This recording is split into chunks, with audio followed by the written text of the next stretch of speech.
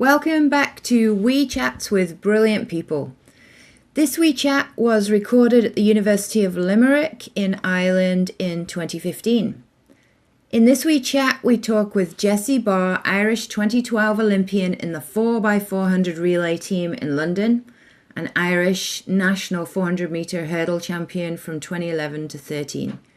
She participated in various sports from a young age and competed in track as just part of her normal sport and social routine until she began to realize she really does have a great potential and ability, and really she should compete at a high level on the world stage, and that's what she's done. During her final years as an undergrad at the University of Limerick and continuing on past that graduation, she's continued to pursue her personal best, and now she's combining her elite level training for greatness with studying for a PhD in sport psychology. In this Wee Chat, Jessie talks about gaining confidence through her later years of competing at the university and how important having that attitude is to her. When racing against others, her focus has consistently been on trying to improve her personal best, and she believes this outlook is part of what served her well. She speaks of the mental skills she uses and addresses the routines that allow her to prepare for a race. She also talks about being aware of what her autopilot is when she's competing, how she needs to really fully focus during the competition, and she talks about how she does that. Jessie also comes from a family of accomplished track athletes as her brother and also a Wee Chat guest, the 2016 Olympian Thomas Barr. He just competed in the finals of the 400 metre men's hurdles in Rio. He actually broke his own personal best, broke the national record and placed fourth, which was such a great achievement, had the whole of Ireland and me jumping up and down at the telly for almost a minute the whole time he was running around. So enjoy this Wee Chat with the brilliant Olympian Jessie Barr. Welcome to Wee Chats with Brilliant People, hosted by Dr. Alison Rodius, Professor of Sports Psychology at John F. Kennedy University. In each episode, Alison talks to highly successful people in music, sport, and the boardroom. She digs into the mental training techniques that they use to ride out the waves that challenge them in work and in life. So enjoy these Wee Chats with Brilliant People.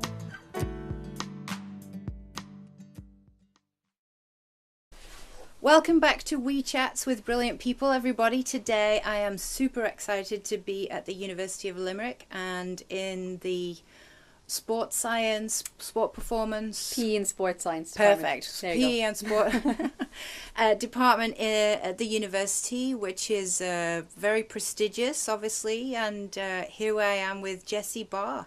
And we are chatting today all about mental preparation. So, Jessie, welcome. Thank you very much. To Wee Chats with the Wee Chats mug. Cute. Jessie has a very prestigious background in track, and Jessie, I'm going to get you to tell the listeners a little bit about your background and what have you done so far in sport. Yeah, well, like you said, I'm a track athlete. I'm a 400 metre hurdler. I've been doing the 400 hurdles for about 8 years now. I started when I was 17. I'm 25 now, obviously, then, if you can do maths. Yeah, I've been doing athletics since I was 11, tried a bit of everything, found my passion in the hurdles. Mm-hmm.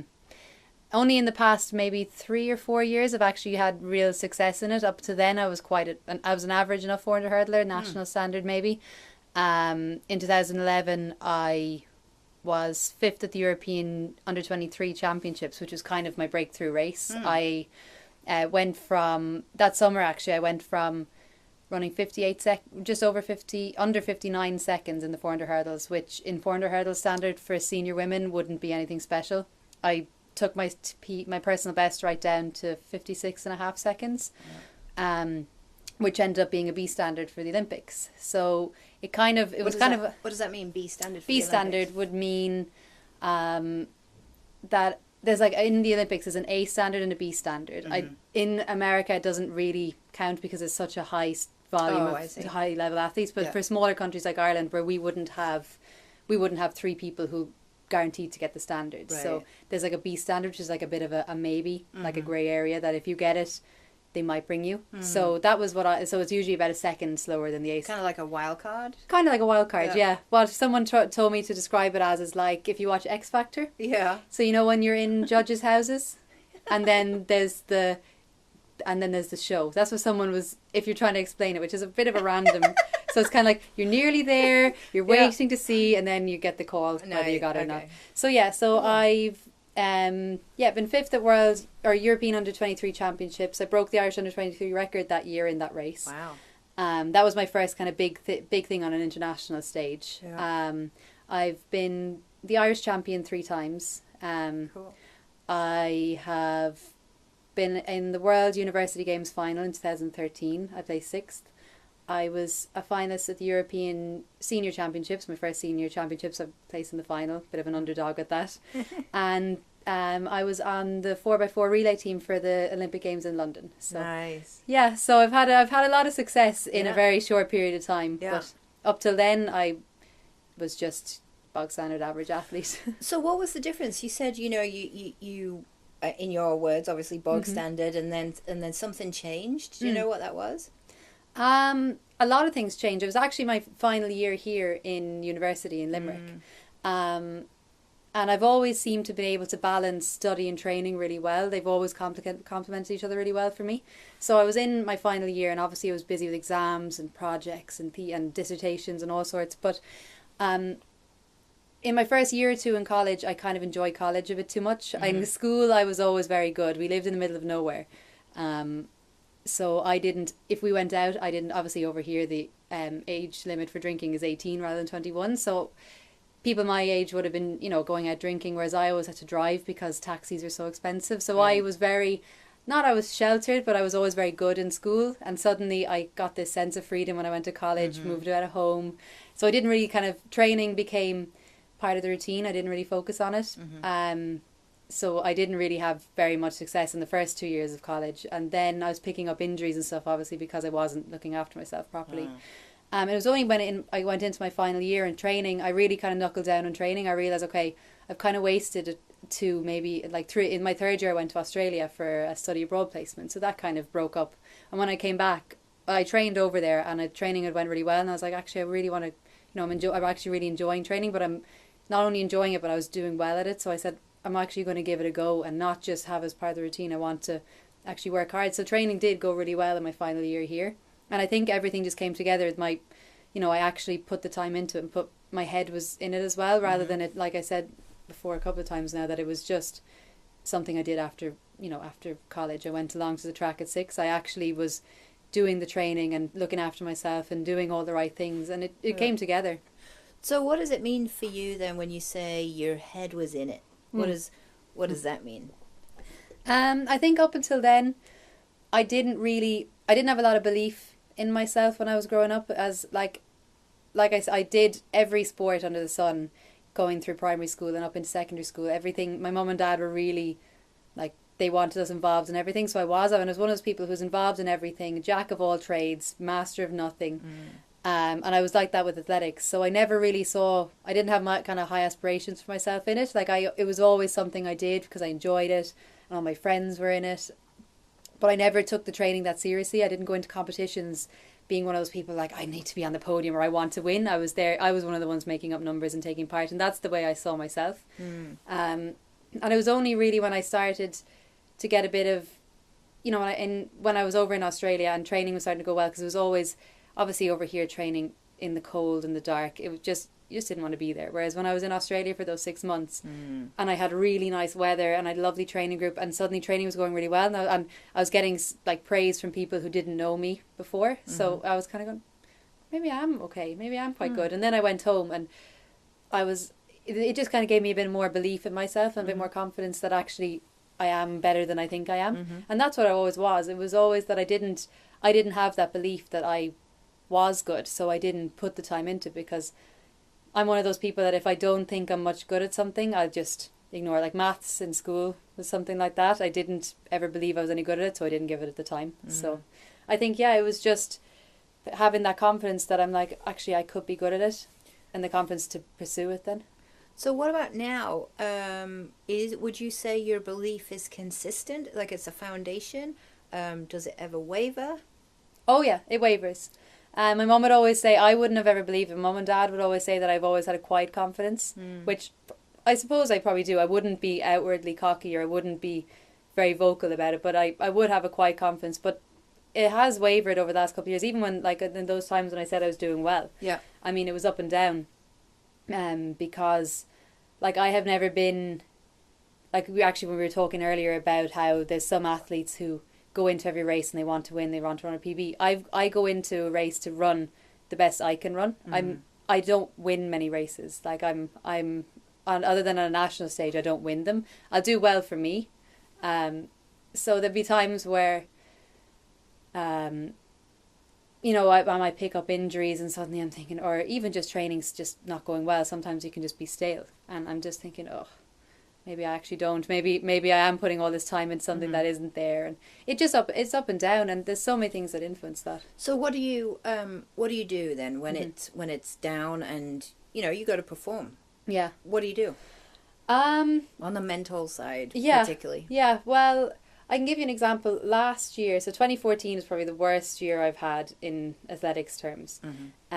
So it was my second year of my master's degree, and it was my second year of training in a new group in Bath, and the training just didn't work out. It hadn't really gone to plan. I ended up with a stress fracture in my foot, so I missed 5 months of training. I was in a boot and all sorts. So I was kind of always on the back foot, always playing catch up.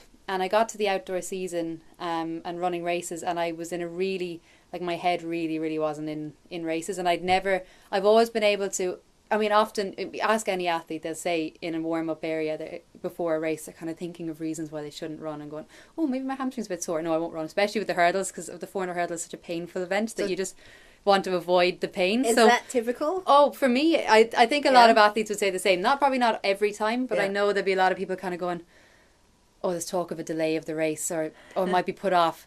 Oh, I wouldn't really mind that. And it's a terrible way to be, but there's always that little part of you that doesn't want to run. Right. For me, that was always the case. There'll always be this little thing in my head, but usually it's when if I'm not fit or I don't feel ready. But last year, that was to the point that I was getting to races and I was in a warm-up area and I actually just didn't want to be there, to the point that I was like for the first time in probably my whole life, I actually didn't finish a race. I actually dropped out, and I've never done it before. And it was just my head got the better of me completely. I just knew I wasn't fit, and I got to the stage, I'd run a couple of races and I'd really, really below standard for me. I was being beaten by people who were years younger than me, who I should have been beating. And it got the better of me, and I found that hard. I found that hard to come back from. But that was obviously, that was a whole other range of things that affected that, and that was what made me end up moving back to Limerick, because I didn't have that support over in Bath for when I was feeling like that in between races. So I was going back to training and just trying to, basically I was flogging a dead donkey. I was never going to be able to catch up in time to be improving for the next race, and when my head wasn't in it, I just lost it. I'd given up on the season. But if I feel like that in other races, like, you just kind of learn to block it out. I mean, there's always that little thing. It's like a training as well. You're kind of going, oh, you could just drop out, you're in pain, and you go, well, no, there's a reason you're doing this. And you think of the reason you're actually doing it. So for me, I've trained for 8 months for this race. What? Shut up, little voice at the back of my head kind of thing. But yeah, I don't really. So do you have kind of a bit of a tangent there? No, it's good. You were given a good example about last year. Do you have anything that you would describe as a strategy to block? You know, you say you just try and block that out and push it to the side. Anything that you could like name or describe the way that you do that? To block that out, I don't know, but I know there's a few things that I do in terms of warm-up that probably, once I stick to them, it's like that just becomes part of the routine. Having that little voice, I'm like, oh, I know I'm going to hear that. And it just, like I say, it's just, okay, that's just one of them. So I would have a pretty set routine in warm-up. Like I do always do, you know, the same amount of jogging at the start. I'll always do the same stretches kind of in the same order, not out of any kind of like strict kind of like OCD kind of, I need to stretch this and this and this. Not necessarily like a superstition. No. Like more just the order, and it's just what I'm used to, and then I'll do my certain set of drills, and I might go to the toilet. You know, it's kind of always the same pattern. Yeah. listen to kind of the same music. I wouldn't be very strict on what music I listen to, but I'd have the same kind of range, like playlists and stuff. Yeah. I used to, when I was younger, have suspicions in terms of what socks I wore, but that becomes a bit unrealistic when suddenly you've lost one of them and you're going, oh no. Visualization I found really, really good, actually. Yeah. So after I've done my warm up and I'm kind of ready to go, I'll often sit down, if I can find like a quiet moment in between, I might have done my drills and I'm kind of ready for my spikes on. I might just sit down for a minute and just visualize the race. Or if there's parts of the race that I know, okay, I needed to work on that in training. I remember maybe there's 10 hurdles in a race. I might often mess up on the 8th hurdle, or I have to remember, okay, cut your strides this, and I'll kind of visualize and picture myself doing it. And that's something that I've never actually seen a sports psychologist, but it's something I picked up through my psychology degree. We've done different techniques and stuff. Yeah. And it's one I really just like doing, just imagining myself either from my perspective or like I'm watching myself do it. It doesn't really make a difference. I just that's something I found I've liked doing. Oh, okay. So it doesn't really matter. Does it depend on your mood or just? Sometimes it's just what perspective. Sometimes I can. It's like I close my eyes and I can see the hurdles, but sometimes I'll close my eyes and it's like nearly an out of body experience, and I don't know why. Sometimes it's like I'm looking at my back or something. That's interesting. So as if you're, I'm watching you're a camera me doing person it. coming behind. Yeah. And it's weird. Have you ever noticed a link between the type of imagery you do or visualization and how then you do in the race? Sometimes, yeah. Like if I do really focus, sometimes I get a bit distracted. Like I might try to start from the start and go through the whole race, and I find I'll get halfway, 3/4 of the way and lose focus or get distracted. Much. Yeah. So then I find it's definitely much more effective when I do try and focus on different parts of the race, because for me, the first 5 hurdles are nearly like clockwork because we do so much repetition in the summertime of the first 5 that it's just bang out stride pattern. So I tend to kind of, it's like in my head I'm fast forwarding going, okay, I know what I'm doing up to there. Okay, I get to hurdle 6, 7. That's usually where I might have to change down my stride pattern, put in less steps. So that's when I'm starting to change leg and maybe change into my less comfortable leg. And that's when I need to focus, because that's when I know, okay, I need to, and that I definitely find a difference when I have mentally rehearsed that. Yeah, because it's like I forget and I go into the race and need to go switch off and go on autopilot. Right. Yeah. I easily can do that. And there's sometimes when autopilot is fantastic because that's the ultimate zone. That's the flow that everybody talks about. Flow, and you just want to do it. You don't want to think about it. But there's so much that goes into doing that, and the vast majority of the time you're not on autopilot for all of it. So it's interesting, hearing you talking about things that you put in place. Because so that when the race does come. Yeah. Like, I know a lot of people would talk about flow and that autopilot feeling. Usually that comes after the race, that if you're trying to recall it, you're going, I don't even remember. I just know it was good. I have 1 or 2 races that I can think back and I'm like, it just clicked and it just worked. And I don't know why. I don't remember thinking. I couldn't tell you.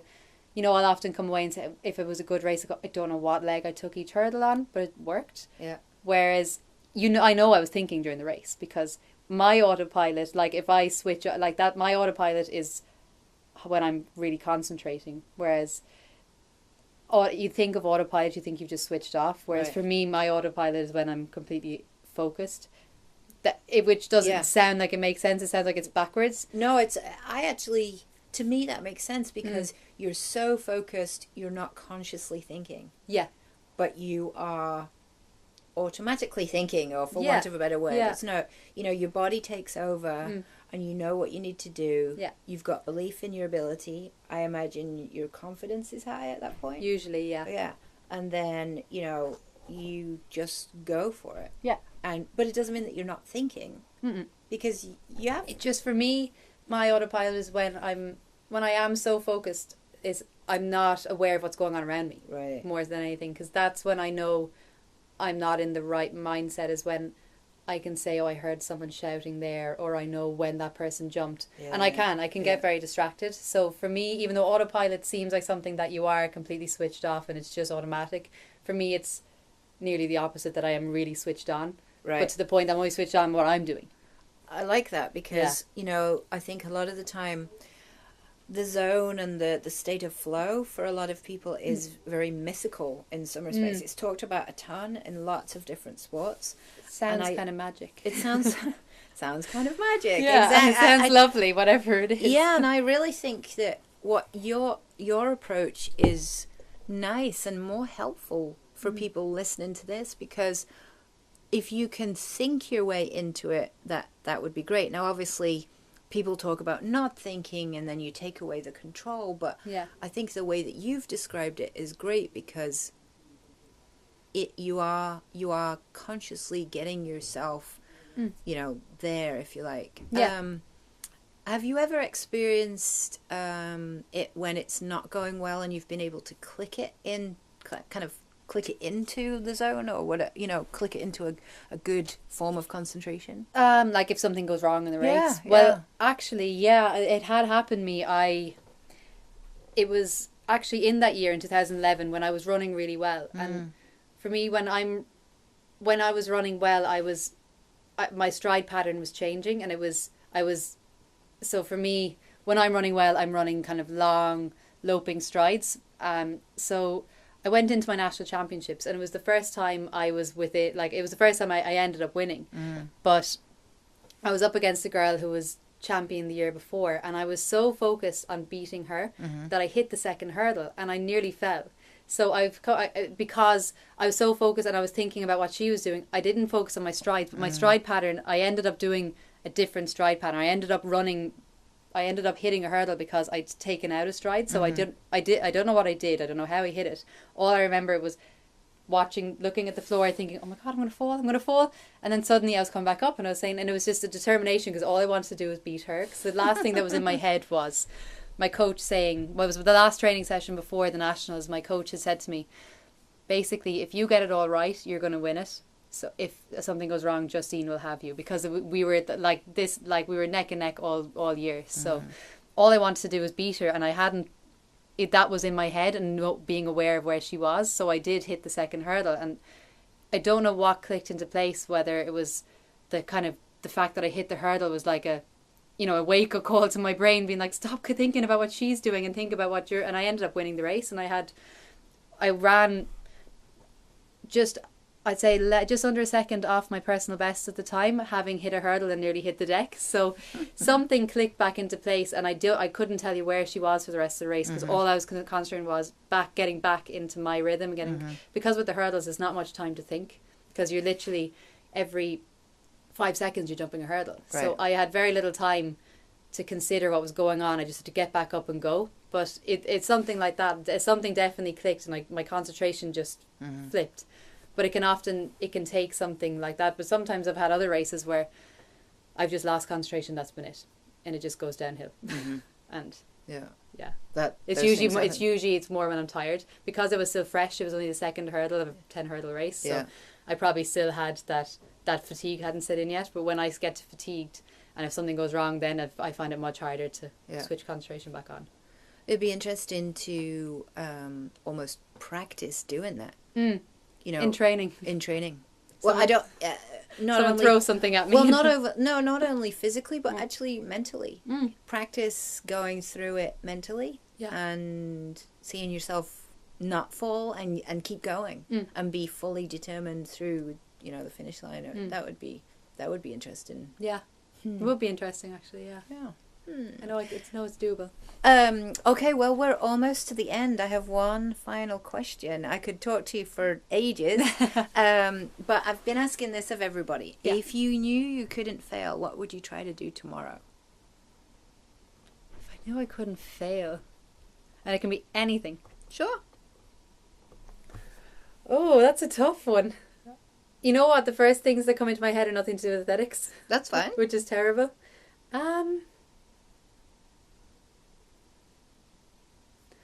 Oh, I don't know. Play the lottery? Does that count? That was the first thing that came to my head, and I was like, no, think of something better, and nothing would come into my head. Well, then you could be a full-time athlete forever. Well, that would be ideal, because that is always the struggle. Exactly. Yeah. That's a brilliant answer. I like that. Be interested to hear what other people say. Yeah, Because I have no... It literally, my mind went blank and all I was thinking was, money, win the lotto, win the lotto. Yeah.